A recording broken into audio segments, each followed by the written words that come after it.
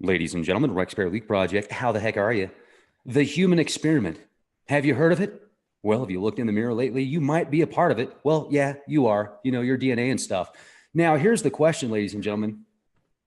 The DNA is not only our DNA genetically manipulated to fit certain agendas, but also everything that we see, everything that we, or many of us, maybe not the Leak Project, but for overall, the human culture and the aspects of reality, what most people see, what they eat, the way that they think, what they learn about in school, the technologies that they have access to, virtually everything. Is it controlled by a select few? And if so, how many? Well, those are all open for debate, but I certainly feel, and I have virtually my whole life. I mean, I remember talking about this before the internet was even the internet, I mean, before computers were even out there. It was like back in the day. And I was like, there's just something out there that controls virtually everything people experience. And we're going to talk about that today because Jay is a best-selling author, TRT Revolution. He's also the founder of Decoders of Truth, which is, I think, 30,000 plus at Facebook. And what's interesting is it's a 30,000 plus group, and it's also a private group.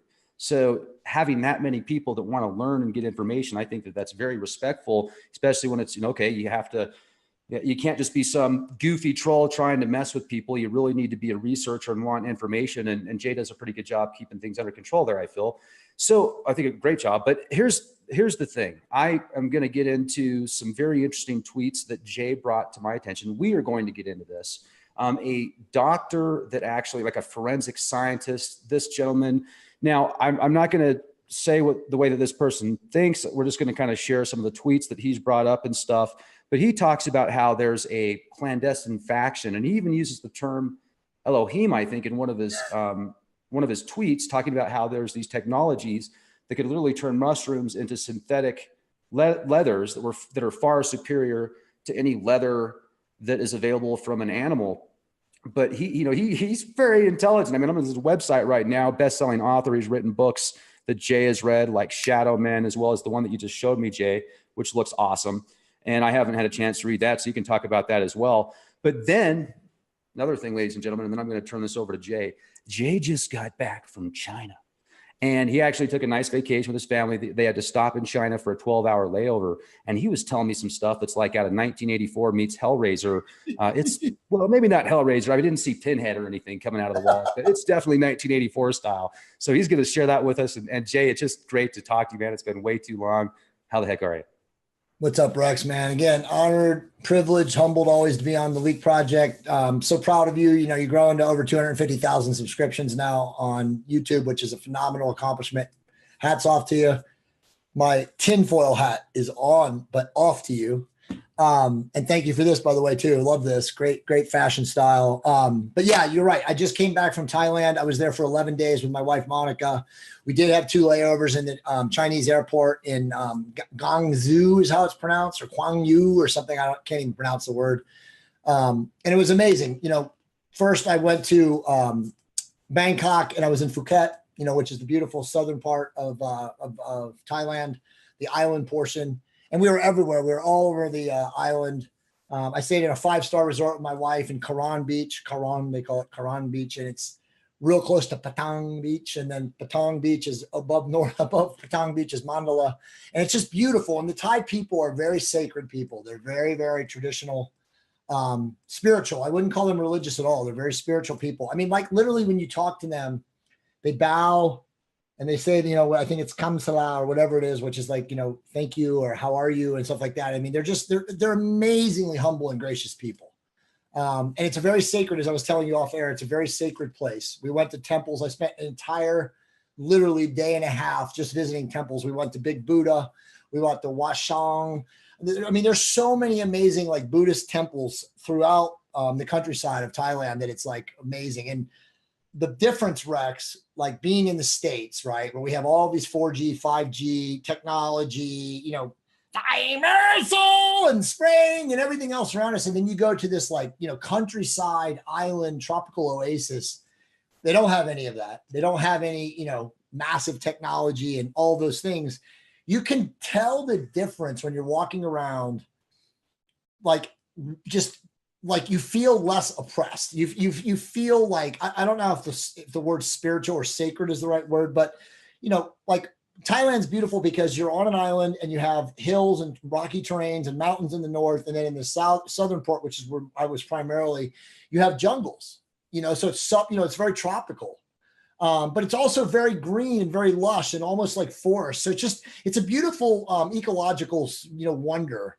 And so just walking around there and just feeling that and meditating, and Monica and I tried to meditate almost every single morning that we were there. It's just different, man. I mean, it really is different leaving the States, leaving all this, electromagnetic frequency and all the stuff that we're constantly bombarded out, obviously in big cities of LA and where you are in San Antonio and around, and obviously all the other major, massively, populated cities and stuff like that, coastal population centers. It's just different. So it was a really good time for us to be there. Obviously we really enjoyed the people. The food is also tremendous. They cook very cleanly. It's very much stir fried. There's not a lot of, contaminants or nitrates. There's no GMO, none. I mean, like all their food is like, very clean, very cooked, very prepared. Sure. You can go to the 7-Elevens. That's their commercialization. They have 7-Elevens like on every corner. But as I was telling you, it's totally different than being over here. They also don't take any American currency. When you get there, you have to exchange American currency for their currency, which is the baht. It's BHAT. And the baht is, dude, it's insane. It's like 36 baht for $1. It's incredible. So it's so cheap. It's like I was telling you, you stay in a 5-star hotel and it's less than $20 a day.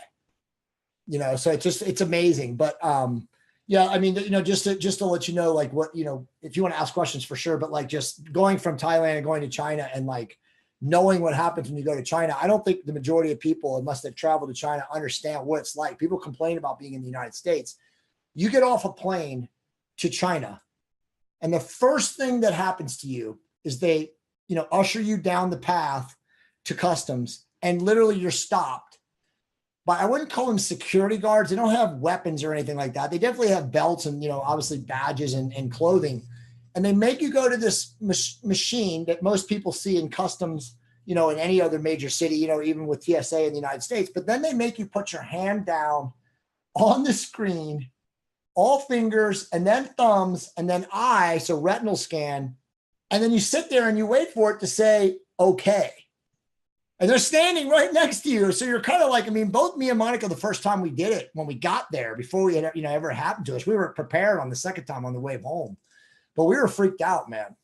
I mean, it felt like an absolute violation of our privacy and our rights. I mean, I was like, why is this happening? I'm not a criminal. We're used to due process here. And again, it's a communist country. People do not understand that communist countries, you don't have any rights. It's a totalitarian regime. And let me say something too, because, one of the things that I love about America is we have the right to at least express the majority of our feelings, to the public. And there's certain things that obviously, from previous experiences, I mean, if you look throughout history, that it's like, okay, we have a right to freedom of religion, freedom of press for the most part. But sometimes things get so out of hand that the press, if you go to the mainstream media, much of that press is a part of the same, it's part of the same bucket of information. And how much is that information influenced? How much is it controlled? Well, then you try and get it in the alternative media. And then the mainstream media will label that as fake media, when oftentimes you can throw it right back at them. But it's amazing, but it's also difficult. You have to know how to discern. You have to know what to look for. You have to be able to trust your guts and your instincts. But we are in an amazing time. And let's talk about China for a minute, because as much as we complain about things here sometimes, it's still, in my opinion, the best place to be. And by far. And going to China, I think, kind of put that into perspective for you also. I have no desire to go there. I have no desire to fly. You were telling me about the flight you had to take and how ridiculously long it was. You won't even get me on a plane for an hour, let alone 32 hours. I don't want to go through the naked body scanners. I don't want to take off my shoes and let them, do a naked body scan on me and retinal scan, whatever else I think they're going to do. I'm not going to do it. Matter of fact, they tried to get me to do that in 2013, the last time that I flew. They tried to get me to go through the naked body scanner. And I'm like, no, thank you.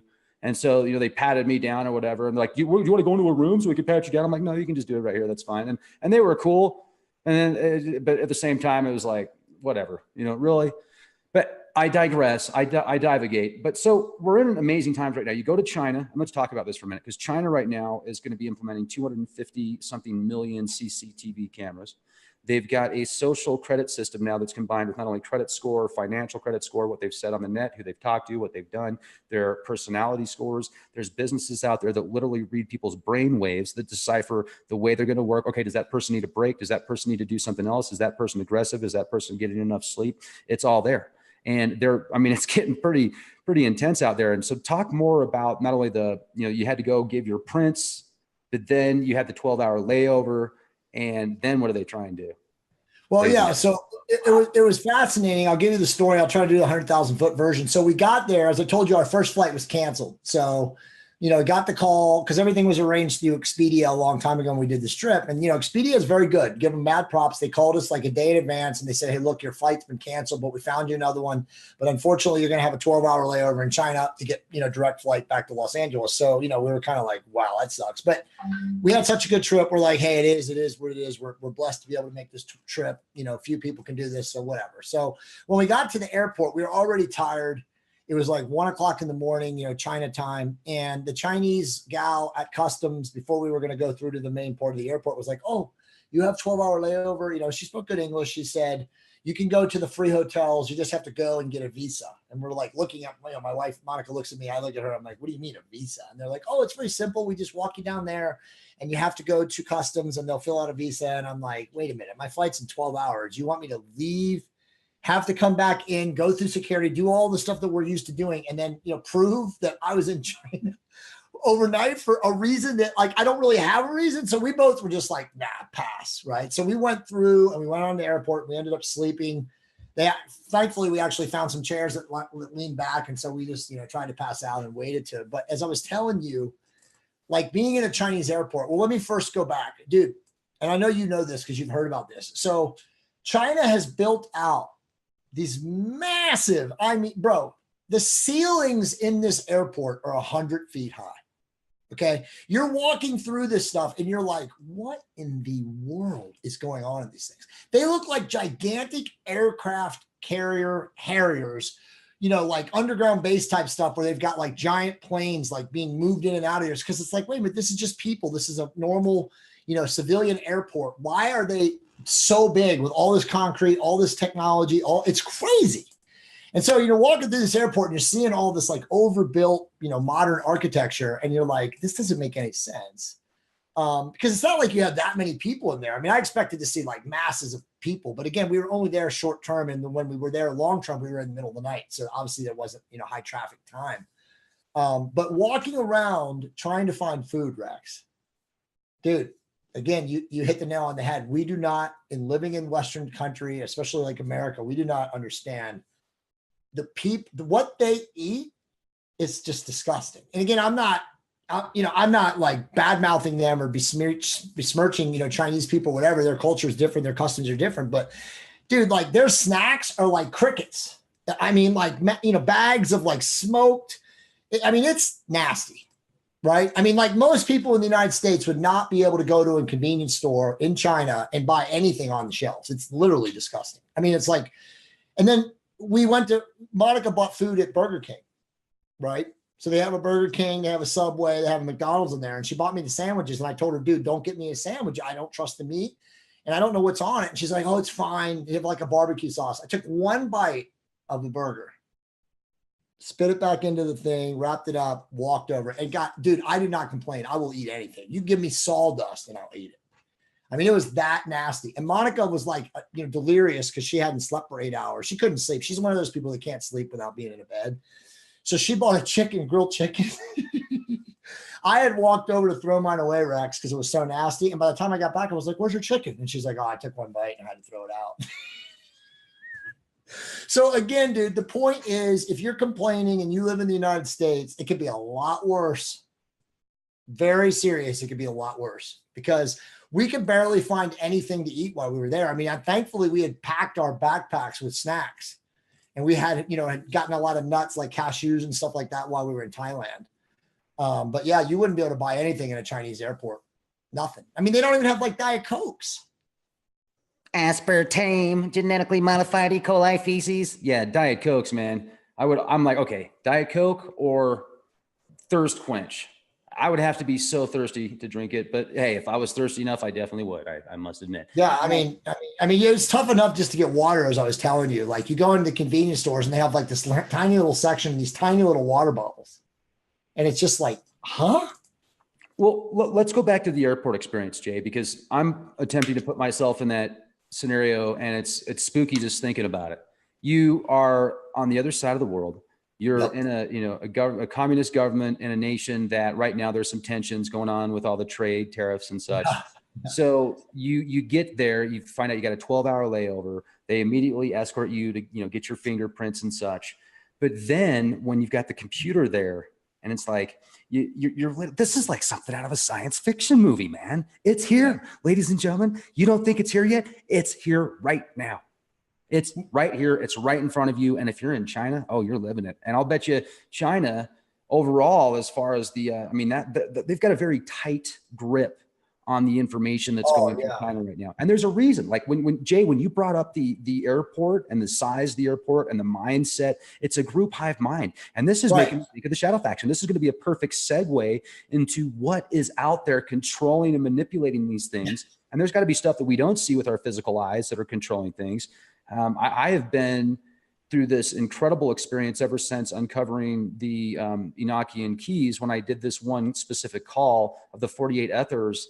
And since then, it literally has brought multiple apocalypses in my life, meaning the unveiling of certain egos. And it's we're not in Kansas anymore. And if you are, you're not. Hello.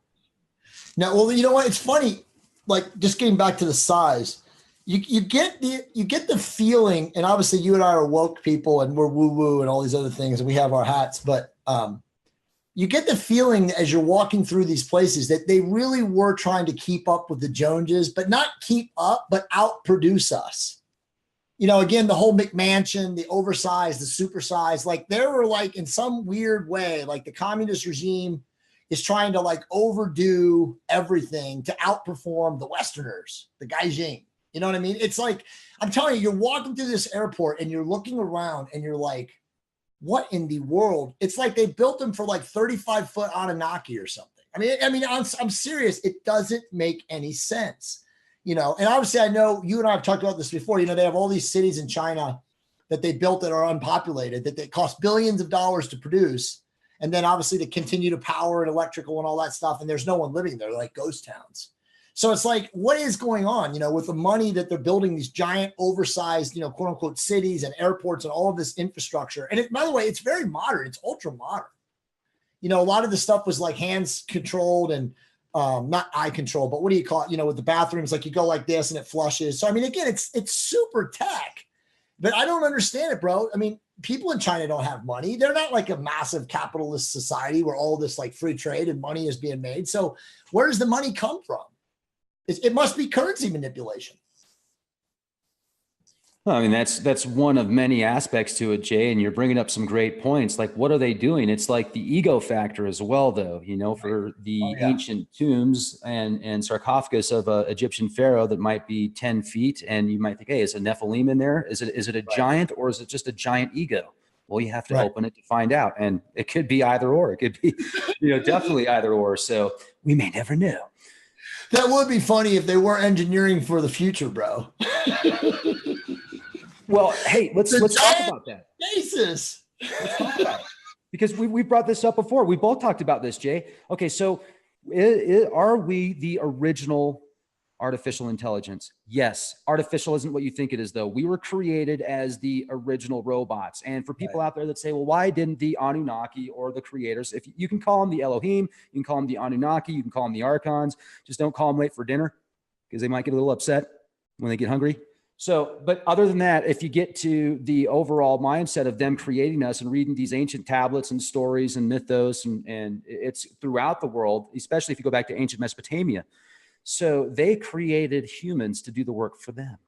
Right. So they used biology. And if you look at DNA now, they're taking DNA and using it as servers for storage. Right. You can store up to, they're now saying they can put over 4.5 exabytes of information in 1 gram of DNA. That means that in 2017, the internet produced over 10 exabytes. So if you took 2 grams of human DNA and was storing all that data, you could do it in a cube that was about 2 grams. You could take all the information on all the movies ever recorded and store it in a cube, a sugar cube, with DNA. Right. So where am I going with this? DNA is superior, but I think there's firewalls in place, and this genetic manipulation, which we're once again segueing into anything they can do, whether it's food, whether it's, oh, you're not feeling too good. Oh, okay, well, we've got something for that. Then you take this and it gives you another element. It gives you another dis-ease, some type of side effect.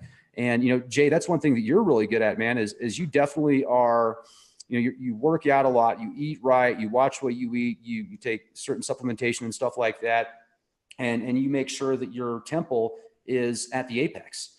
And a lot of people would put more money into their kitchen sink. Literally, they'll buy a kitchen sink for more than what they're putting into their temple, but they get lied to a lot. And, these industries out there that make billions of dollars and they're supposed to offer solutions, and maybe they do for a short time, but what is the cost of that solution? How many side effects of that solution?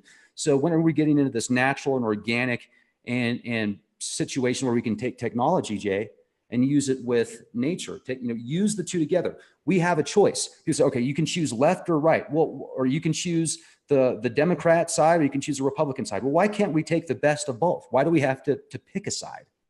We don't. No.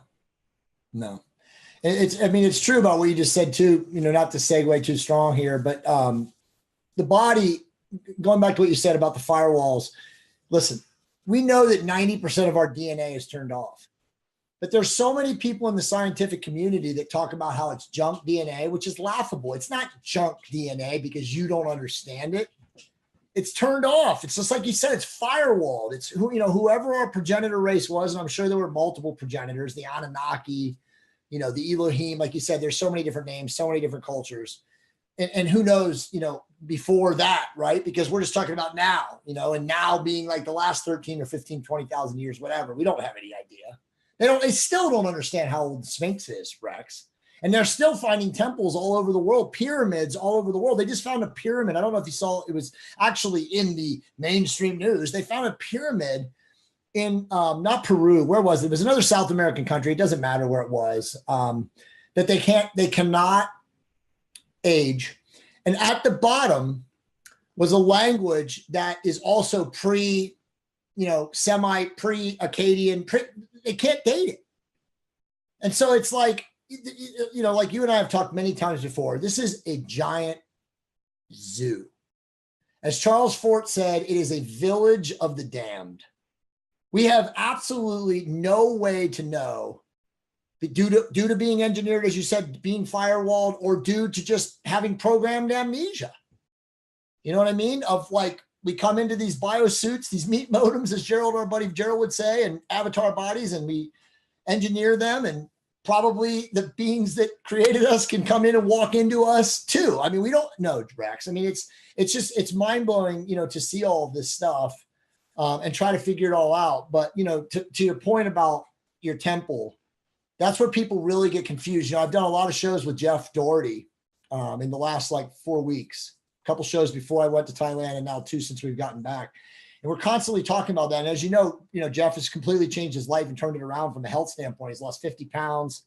He's become really big into fasting, and, got him hormonally optimized and stuff like that. He's a completely different guy now. And so he's really big on pushing physical optimization, and equating it with spiritual optimization. And he, massively believes now that because he's so physically dialed in and optimized, he's able to receive more downloads. And obviously, me, I've been saying that for 4 years. I want to make a comment on that, because I had an opportunity to hang out with Jeff at the Brushy Mountain State Prison that was shut down about 10 years ago, that housed some of the most infamous criminals in the world, and, very hardcore violent criminals. And man, just taking myself back there, and the energy that I felt, I could certainly feel the mojo. And there's even certain areas that I would walk past, because I'm a kinesthetic person more than visual or auditory. I would definitely say kinesthetic. I can feel things more than, sure. But anyway, we're going past certain areas, and I'm like, okay, I could just feel something right here. And then they would as well. But I wasn't like I was scared. I was never scared in there. And I was going through places that were like something out of the film Saw, literally meets Hellraiser on steroids. I mean, meets Silence of the Lambs. There was this one place that housed the electric chair for a short while. And I walked around that area and I didn't know that at the time. And when I walked past it, I said, I'm getting the Silence of the Lambs vibe here. And it was this glass windows and it was like the dew on the inside of the glass windows and stuff like that. But if you're of a certain mindset, I think you can be in certain areas and you're not necessarily going to, it's the vibrational thing. You're picking up the magnetics, you're picking up the energy and such. But Rex, you're not a fearful person. And so either am I. So those kind of things aren't going to make us afraid. Right. But what I was going to say though, is I was kind of going off on a tangent, and thanks for stopping me there, because I wanted to go back to Jeff there for a minute. Because Jeff, at the time when I was hanging out with him, he was on a several day fast and he had lost a bunch of weight. And, you know, he was looking a lot better from, you know, when I had seen him. He looks amazing, dude. Yeah, I mean, you look at his videos from 7-8 months ago to now, he looks like a completely different person. He does. And I was just going to also bring up, there was a part there when Jeff and I were walking around together, and all of a sudden Jeff goes, "Whoa, did you feel that? Did you see that?" And he goes, "Did you see that?" And I go, "What?" And he goes, "Did you see that, that black shadow that was like darker than the night that just went in between my legs?" And I was like, "No." But then we went back, and we talked to some people that were in one of the rooms. I think it was the cafeteria there.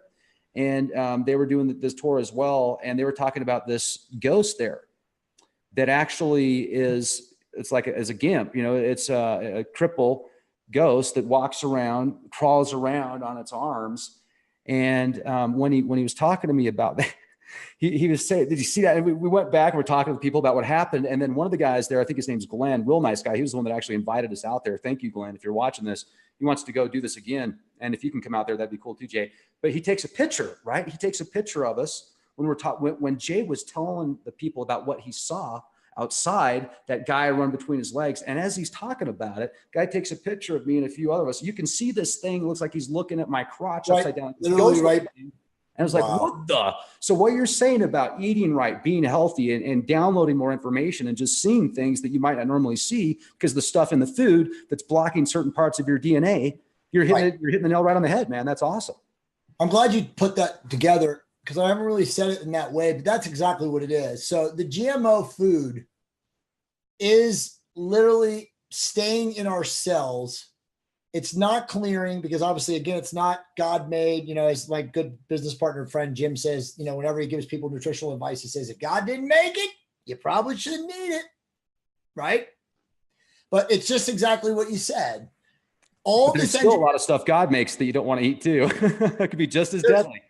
There's the engineering of the food, without getting into the details, is leaving byproducts, chemical residue, particulates, esters, all these different things that they go in to engineer the food to make it longer shelf life, to make it, you know, longer, freshness, whatever.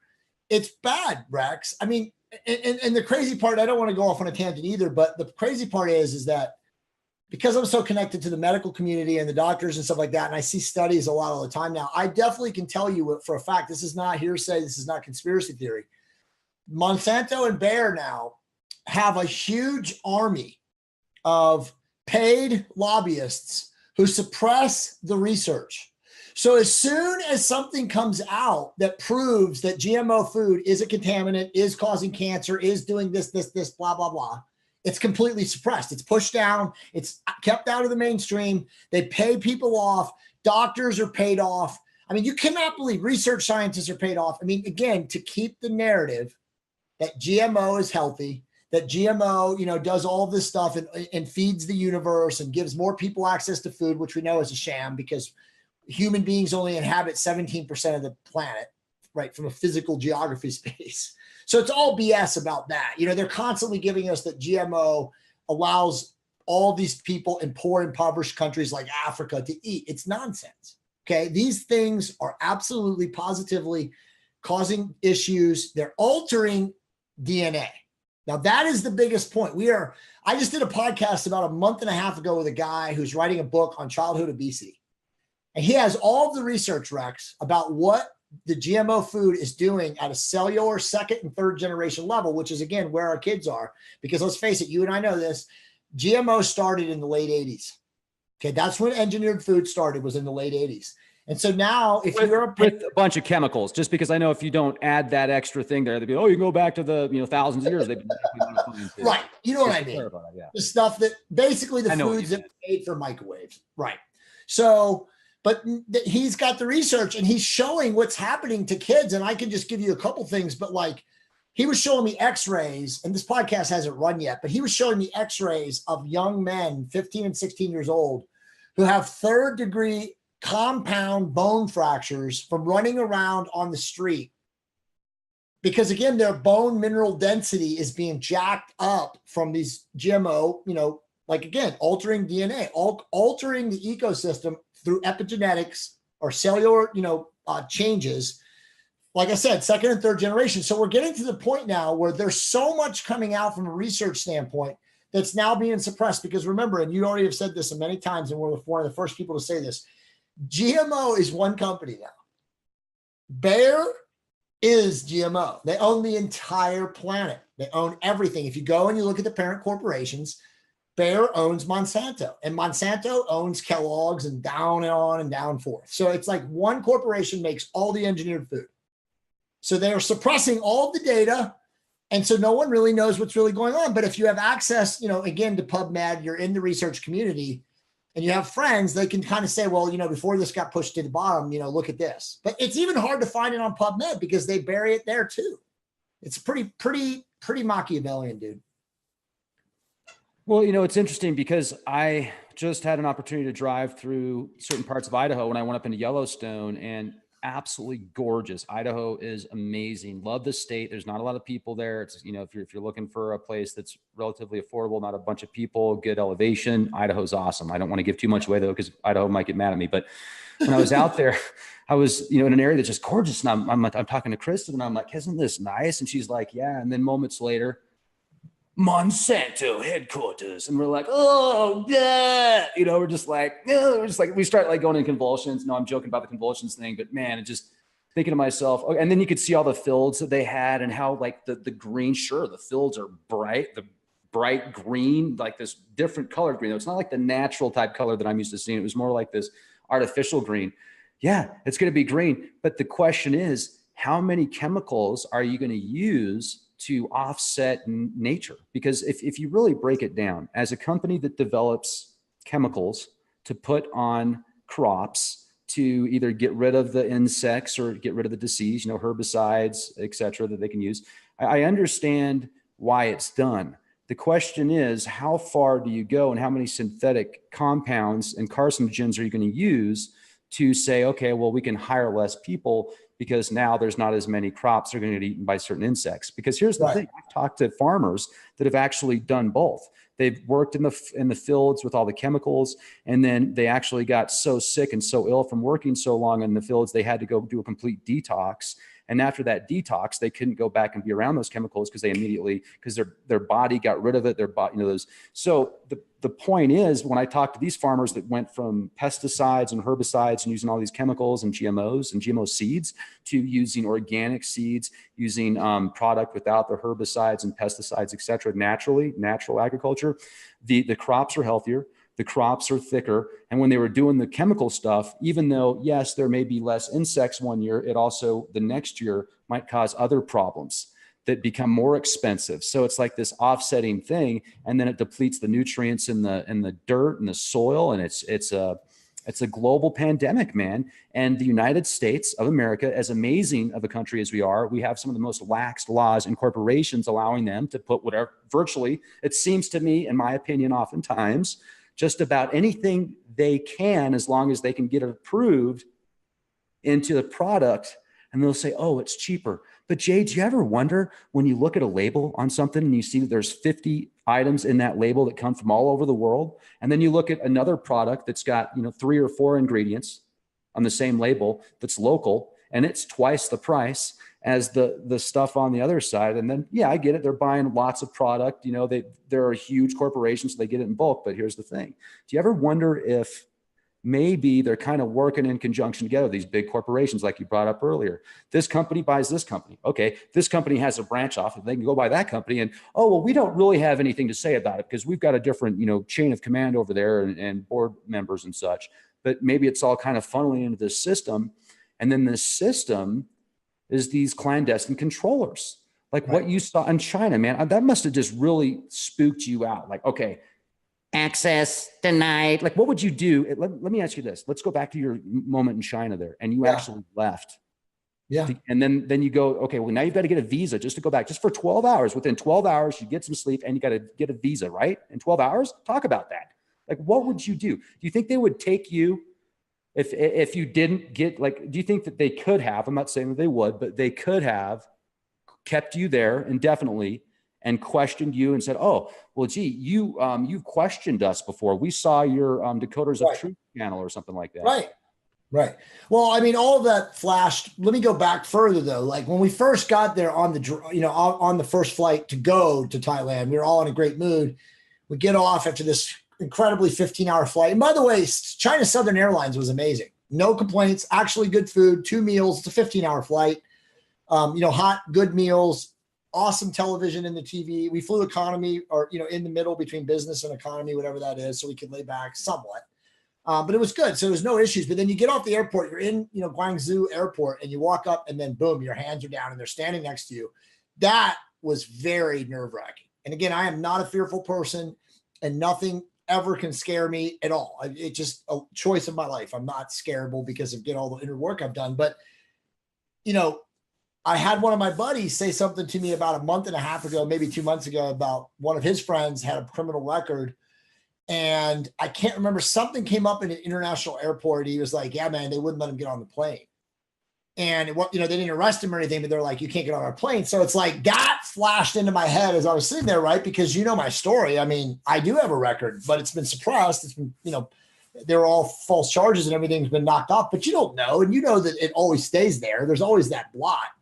So I had that weird thought come into my head as I was doing that, waiting, as they're standing right on the sides of you. There's 2 people. Monica's behind me, so she's next. It was weird. So, it said, okay, it flashes, okay. And then a literally little white piece of paper pushes out of the screen, dude, or pushes out of the machine, and it says, okay. And you pull it, and it tears, and you hold on to it, and then you take that to customs. I'm not kidding you. And then Monica had to do the same thing. But, dude, China got my DNA.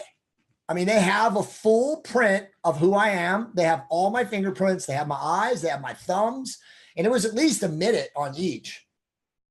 So they were full on, matching me. And that was bizarre, and then to the story of like, we knew we're not stupid. We're woke.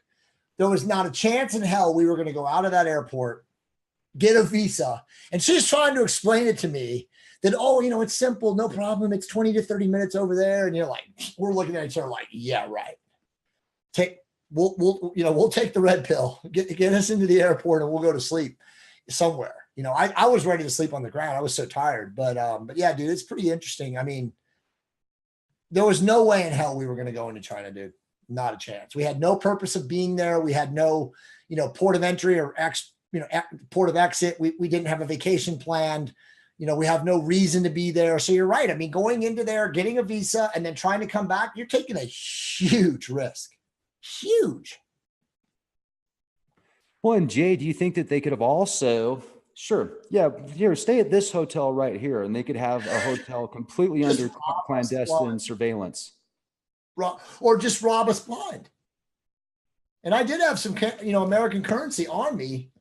So yeah, I mean, that never came into the thoughts, but I mean, literally, I looked at Monica, she looked at me, and we just shook our head instantly. It was like the internal knowing of us was like, not a chance. Not a chance. No way. It's a communist country. Do you think that next time you fly over and take a vacation on the other side of the world, you can avoid going through China? You're going to look for a way to not have a 12-hour layover? It's a good point. And both of us said that there's no way we would ever do it again. That was it. It was a one-time shot to go to Thailand unless I fly on a G5 and my businesses explode, and I'm, flying private. There's no way. I would never do that ever again. It's not worth it. It's just absolutely not worth it. And again, I have no complaints about, flying to China. The plane was amazing. The people on the airline spoke very good English. It was very good. You know, they're very catered towards Westerners. No issues at all. Food was excellent. Great service. The plane was amazing. But China airport, totally different story. So maybe for the next, and thank you for sharing this, Jay. I mean, this is great information. I really appreciate you sharing some of this personal, stuff with us, because it is personal. So that's really cool of you. And now the whole world knows. But hey, this gives people an opportunity to know what they're looking forward to. Maybe next time they go to China, this is what you might have the opportunity to look forward to. Well, dude, I can't believe that nobody ever told me that they That's do weird.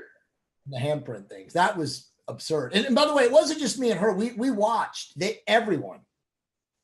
I mean, it was everyone who was not a native Chinese person had to go into that deal. So they are non-natives. It was non-natives. Oh yeah, no, it was everybody that was a non-Chinese citizen had to go through their deal. So I don't know what they're, and maybe you and I are being reactionary, and maybe they are looking for criminals or Interpol wanted. Well, of course they are. Of course they are. Yeah. But I mean, it's going to be all. I mean, of course they're looking for criminals. But they don't do that in the United States. We both know that they don't do that in the United States. They may suspect, like, it's secondary and third, and tertiary when you're in customs after you go all the way through. But you got to be, again, innocent until proven guilty, or guilty until not proven innocent. I mean, I don't know, but this was just bizarre, dude. It was absolutely as Big Brotherish, as Orwellian as anyone could possibly imagine, and it came out of the blue. And there's no warning. I mean, there's nothing, they don't give you a piece of paper like you do when you go to Mexico or South America. You're going into customs, write this down. They don't even do any of that. So it was an amazing experience. Blessed to be able to do it, but definitely bizarre, and definitely wouldn't do it again. No way. Let me ask you this, Jay. Do you think that could bleed over into, the Western nations as well? Do you think that Europe could be, nations in Europe could be next? Do you think that America could be next? What's your gut telling you, and what's your mind telling you? Are they telling you the same thing? Yeah, and welcome. Just like you said on the show. It's because they love us, Jay. It's because they love us so much, dude. Come on. They love us. They love us. They put genetically modified E. coli feces in soda, and they say that it's good for you instead of bleached sugar. So they love us. We'll leave it at that. They love us so much. Our kids. Well, let's do this. We're supposed to talk about happy stuff, and you're going off on a rampage about happy stuff. Go back. Happy beyond stuff. beyond our pay grade anyway. So let's talk about what we can do on a bright note here. Like we were talking about orgone energy, thinking of how to actually make a difference and a win-win situation, how to bring us into a higher level of consciousness and be the change that we need to see. Look at that, man. That's awesome. Amazing. Literally amazing organite pyramid sent to me by my good friend Jason. It's right by my router in my office here in my house, and I have 500 megabits up and down. What do you call it? FiOS. So it's direct connect, massive bandwidth through my whole house. I have so many kids and people that are coming by, and we have meetings once a week here with my real estate team. So there's a lot of people globbing bandwidth. But I got this right next to the tower in my office, and so I tell people, like, real organite, it smells soothing. It's kind of like a eucalyptus, almost petroleum like mixture, but I don't know what it is, but it's amazing. It smells soothing. But whenever I get stressed out, dude, I swear to God, I literally just go right to this and I just meditate. I do some visualization for about 30, 45 seconds, depending how much time I have. And I put it down and it just completely clears me right up. This is amazing. You can get these on Amazon, and I'll send you the link. So they're not even expensive, but you can get like this and like 3 other pieces for like 70 or 80 bucks. And by the way, this construction is amazing. I mean, you could definitely injure somebody with this. It's a weapon. I mean, it's awesome. And it's construction, it sits flat. But it's just beautiful, dude. It's so amazing. Orgonite is such a powerful thing. I mean, I'm sure you've talked to people about Orgonite and Wilhelm Reich and all that. Yeah, you got your own stuff.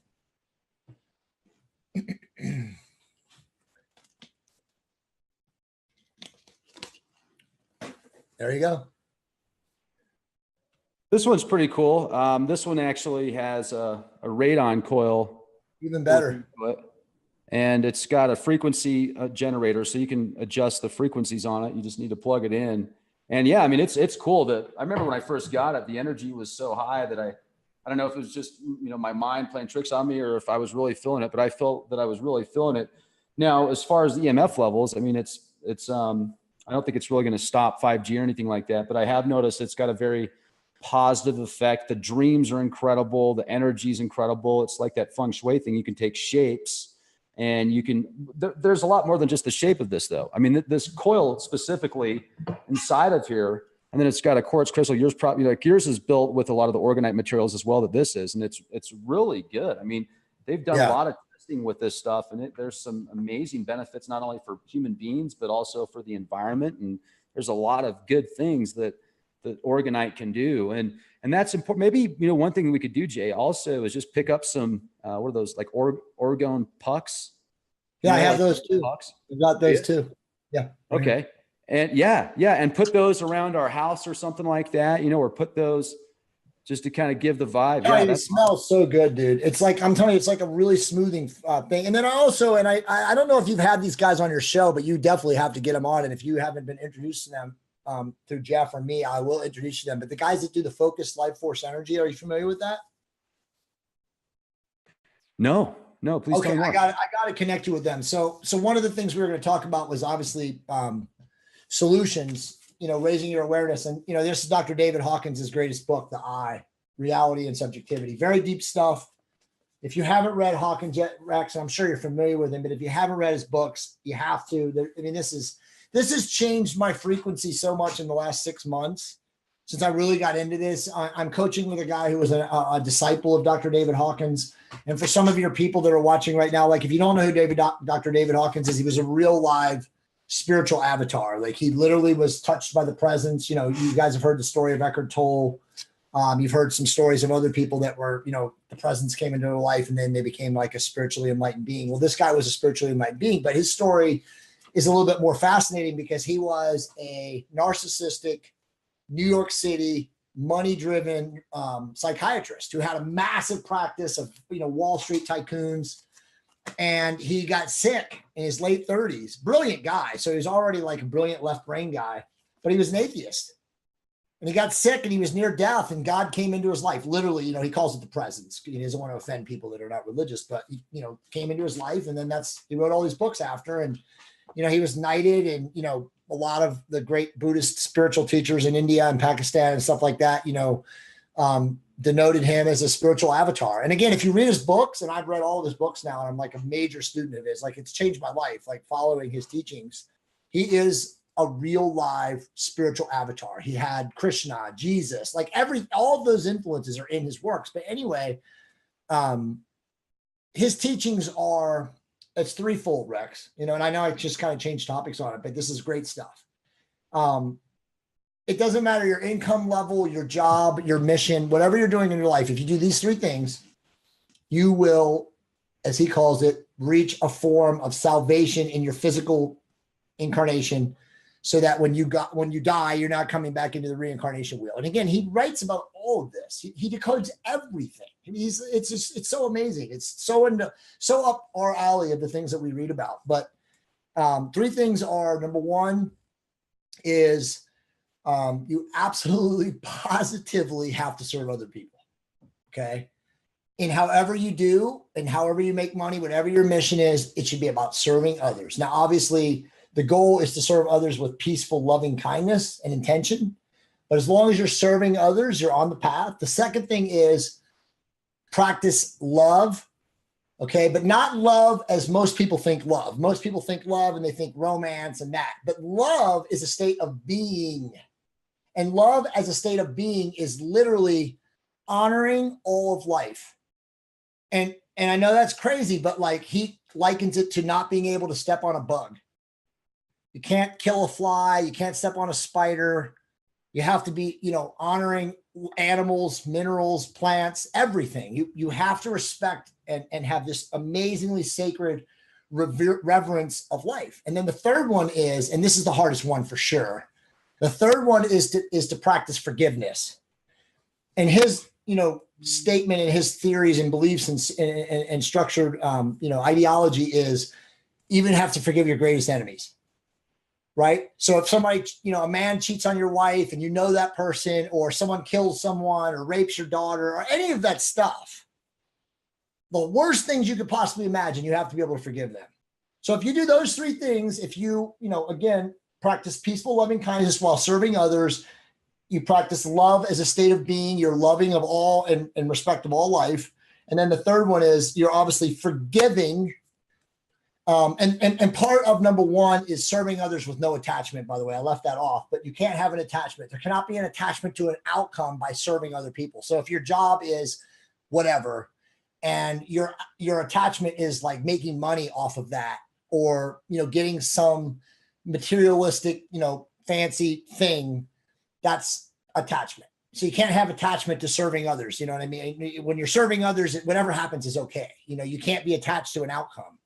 And then, again, forgiveness. But most people that I come into in my circle in my life now today, Rex, like the biggest issue for most people is forgiveness.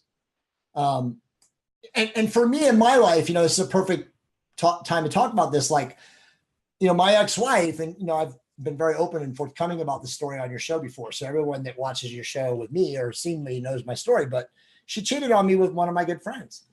And a lot of, and we're divorced now, and, I have two beautiful daughters from her, and we're amicable and everything. And Monica's really good with her and everything. And so my life is, totally changed and everything. But, 7 or 8 years ago, I confronted them. I broke down the guy's door and I found them in bed together. Now, thankfully they weren't having sex, but like something bad could have happened. Okay. And I chose to look the other way. And I feel like the spirit, God, whoever, creator of all, was kind of influencing me that I didn't like go nuts. Right. But then after that, I've had so many people, especially people in my inner circle and friends, say like, dude, why did you not take that dude out? Are you serious? And even to this day, I have so many people, because he's a friend of mine now, because I forgave him, right? But so many people still to this day like are angry at me that I didn't do anything about it. That how can you be a friend with him? How can you forgive him? And so that's where the biggest issue to me in humanity is, Rex, is forgiveness. Most people cannot forgive the people that have quote unquote wronged them. Forgiveness is good, man. And, that reminds me a lot of the overall theme that I've heard the past couple of days. And just as far as forgiveness, realizing that we're all in this together and Yes. to do kind deeds to help others.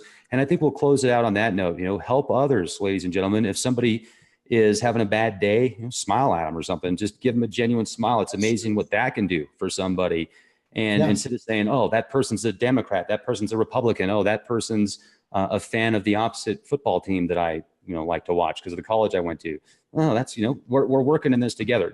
Division is not good. It's, how do I put this? It's like, it's good to have two teams, right? It's good to compete. That's a good thing. That's making us stronger and working better. But to look at it as something bad, or in the fact that, we both need to be here to prove each other's existence, I think that's key. So this is great, Jay. I really appreciate you coming on the program. Folks, you need to check out totrevolution.com.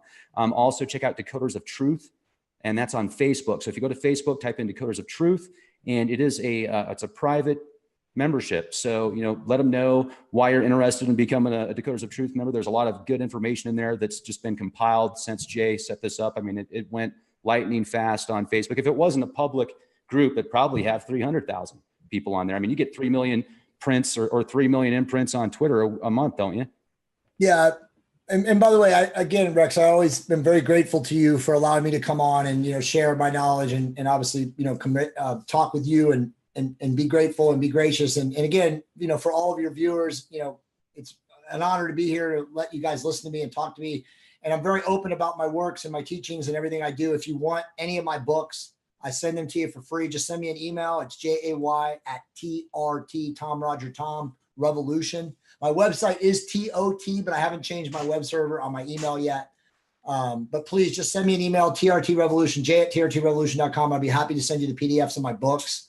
And I also have, just for now too, we just built the PDF from my #1 selling book that I've ever written on the TOT Bible, which is the ultimate guide to a fully optimized life. I have a section in there called spiritual fitness, and we just created a PDF. So if you're watching this show and you want a copy of that, just again, email me and I'll be happy to send it to you. But it's an awesome awesome, probably like 12 pages of things you can do right now to completely change your game, regardless of where you are, regardless of your income level, you know, your fitness, your health, anywhere you find yourself in life, you start doing some of these things. It's like a collation of everything I've ever done and great mentors and spiritual guides have given me. It's just awesome. So I'll be happy to send it to you for free.